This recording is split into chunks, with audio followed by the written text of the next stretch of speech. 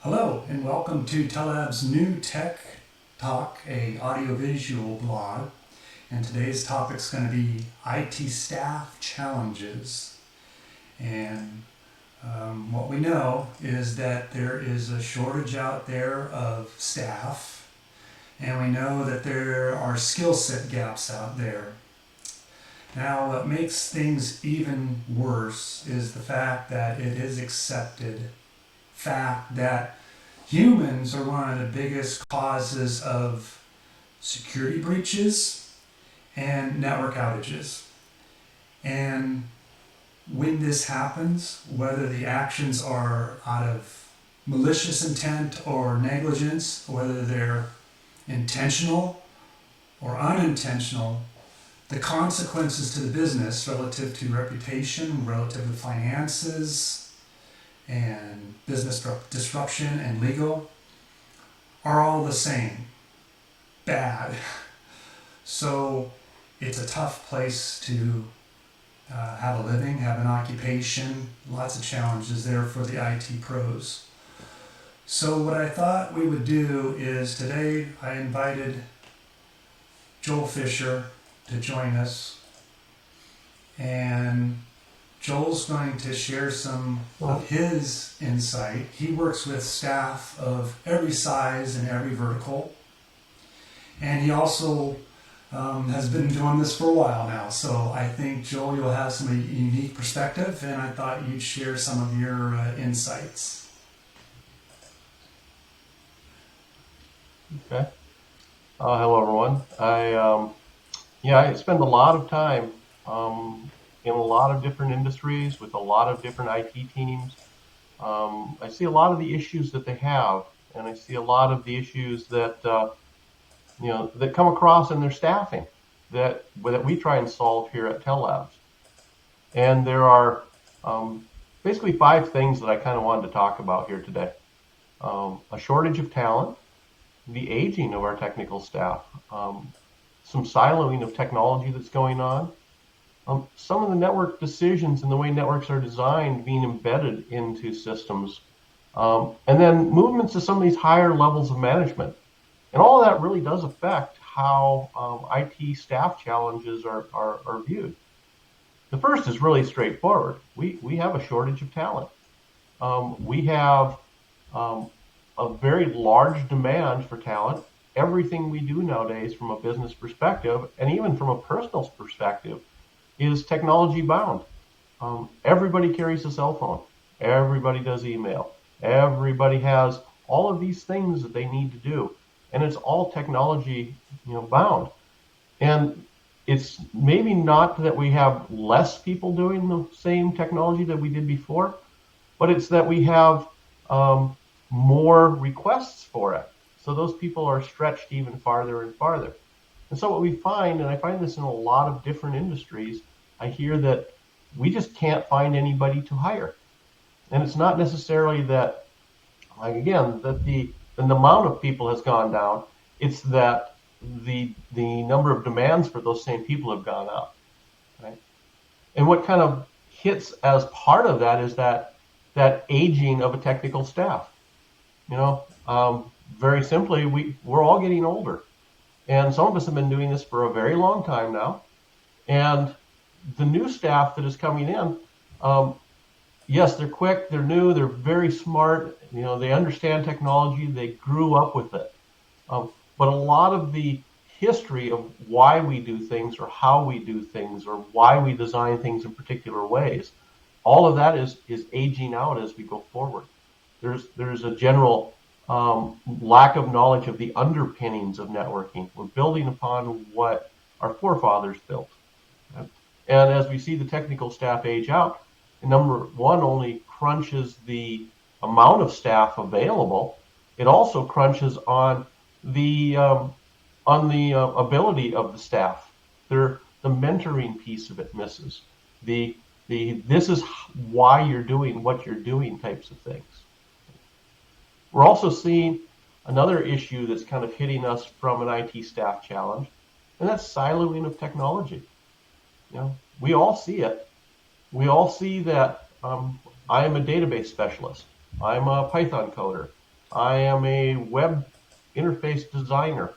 I am an AV specialist. I am something, right? It used to be that everybody was a generalist, and we got used to hiring generalists. We would hire somebody in as our IT staff, you give them whatever you needed to do, and they would run forward with it. But as we've grown and industries have grown, there has become this siloing of different technologies. It takes a lot to run a large database. It takes knowledge, it takes a skill set, and lots of training. Same way it takes a lot of skill set and training to run networks and different pieces of network equipment. Even to the point that transitioning from one piece of network equipment to another sometimes is viewed as monumental, right? Because there are all of these commands and ways of things that are done that kind of get us. So when I go out and I'm trying to hire IT staff, I'm in this bind of, am I hiring people who are skilled in what I'm actually looking for? Or am I hiring people that appear to have the ability that I can train them to do what I want them to do?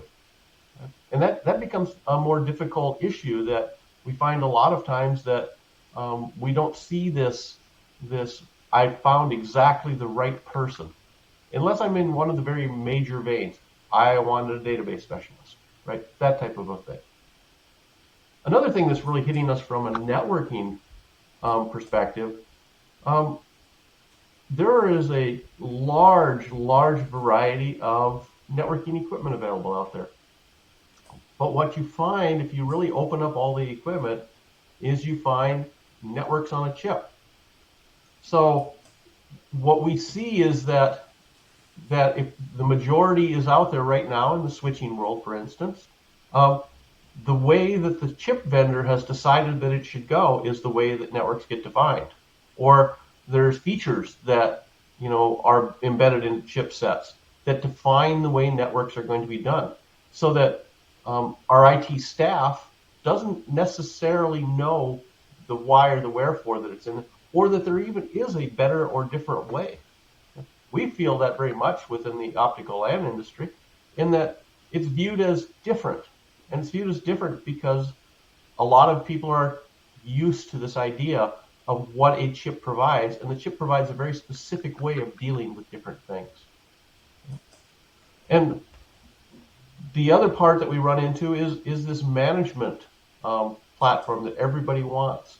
You often hear it talked about as a single pane of glass. I want to manage my network from one area. And honestly, that's a very nice thing. It's very attractive. It helps me lessen my IT staffing needs. However, once again, I am limited as to what that interface provides.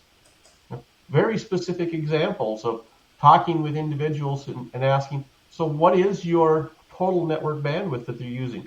Well, I don't know. I don't have a way to show me that because it's not in the interface that I'm looking at. And there's not really a knowledge base to say, oh, I'll just go look at it in a different place, in a different way, which is what maybe I grew up with. But existing IT staff doesn't really know how to go to those places because they haven't been trained. They have been trained in this higher level management. I've heard it said that at least in the networking technology industry, that things have gotten so complicated that single people have a hard time understanding all the nuances of the networks they're running. Right? So what we see with higher level management systems is hiding all of that, which is a good thing on one hand, but on the other hand, when you have to go under the covers and you have to look, staff is just not trained there anymore. And it becomes a staffing challenge. How do I run really complex networks and keep them up and running in crisis mode? Right? And those are just some of the areas that I think and see from different organizations. And again, I deal with lots of organizations across the board. I deal with corporate America. I deal with federal America. I deal with all kinds of things. And they all have kind of the same common set of themes of IT staffing challenges and how am I going to approach that? We like to think from a Telabs PON perspective or an optical LAN that we do help that a lot. Yes, we follow the idea of a single pane of glass interface. Right? It helps us hide that. It helps alleviate some of the staffing challenge that you have. On the other side of that, where I talked about it's very complicated underneath, there is not a lot of complicated stuff in PON underneath. It's very simple to run, even without the single pane of glass interface. Um, Users and administrators find it very easy to run and move forward with, lessening your staff requirements, right? Well, Plus, it's some of the other passive, things that it for does is so help. much Yeah, of the distance, it's just passive and no electricity, no it's just maintenance, no passive. power. There's no power. There's no software to be dealing with in a lot of places. A lot of the protocols that we're used to dealing with are just go away, right? Um, for instance, my personal background is routing protocols. There are no such things within a PON network. The years of experience it took me to build to do that are not required to run a PON network, which is a very good thing in a way, right? Because it follows this pattern of IT staffing not having to have a highly in-depth knowledge of a lot of things. And Well, Joel, so how it about works, some of works quite the good. zero touch provisioning, the plug and play of the ONTs and through Oh the yeah, global profiles? very much. I mean, a PON system works where I want to add Ethernet ports. I plug in a cable, and the ONT comes up, configures itself, the software gets downloaded to it, and the ports come in service. Things like that can make it very simple. And instead of having to have a staff of 10 people who all are deeply knowledgeable, you can have a lower set of staff for the knowledgeable side and be able to accommodate other ideas, things that are coming. The whole idea, I always liken this back, right? And they kind of, but in the movies, you always see them walk up to the wall and grab a cable and plug it in, and it just works. That's the way PON operates. It's not the way the rest of the networking world operates. And that's what we strive for. And we strive for accounting staff or for IT staff to help and be able to manage networks like that. Okay, Joel, I appreciate your insight in this and thanks for sharing your knowledge. Let's go ahead and wrap up Mm-hmm. today's audio-visual tech talk covering IT staff challenges. And if you want to learn more about this topic, I would encourage you to go to the Telabs website. There's a solution page called Operational Efficiencies, and on there you can learn more about PON Manager and all the things that we do to simplify the network. Also, I encourage you to get involved with us online. We are on all the major social media outlets and jump on there, join, share, like, and comment when we cover topics just like this. So, with that, on behalf of myself and all your friends here at Telabs, thank you for joining and have a great day and a great rest of your week.